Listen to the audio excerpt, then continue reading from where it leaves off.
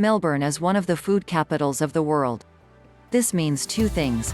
People from Melbourne like their food, and restaurants in Melbourne pride themselves on serving good food. So, given the strong, foodie, undertones, it makes sense that in April 2016, Melbourne became the third international city to roll out UberEats and on-demand delivery service for the city's most popular foods. Approaching the one-year anniversary of its launch, UberEats is changing the landscape of Melbourne's food scene. To better understand why, let's first look at the underlying market forces in play. The demand for the most popular restaurants is high. This consumer sentiment is embedded in Melbourne's culture and lifestyle. The number of tables at these restaurants, however, is comparatively low. Irrespective of demand, a restaurant is limited by its physical fit-out and thus can only service a finite number of patrons at a time.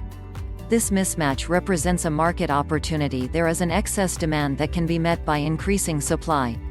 UberEats addresses this by acting as the conduit between hungry Melbournians and fully booked restaurants. It increases the supply of food from the city's most popular restaurants by eliminating the barriers to consumption. Customers no longer have to be physically seated at a restaurant to experience its food.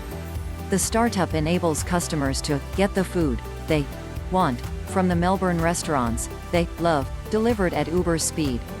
The on-demand service is positively received because more hungry Melbournians are being fed faster. But this penchant for instant gratification is rooted in a deeper consumer sentiment. With the ubiquity of e-commerce, consumers have more optionality than ever before. Whether we want to buy clothes, books, electronics, cars or anything else our hearts fancy, there are always choices. Given that alternatives are often comparable from a feature perspective, we are often inclined to evaluate products based on their availability, which alternative will satisfy our needs fastest. We have been conditioned to expect immediate gratification. This is perpetuated by limitless substitutes. Consumers have less incentive to stay loyal to a particular brand if there are always alternatives offering similar products. Instead, there is a greater weighting on the speed of satisfaction. Suppliers are thus encouraged to increase the speed of their delivery in order to stay competitive. UberEats is effective because it makes food from popular restaurants more available and more accessible.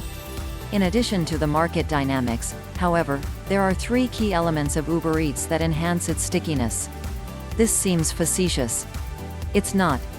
UberEats sells food, which means customers are encouraged to think of the service every time they're hungry.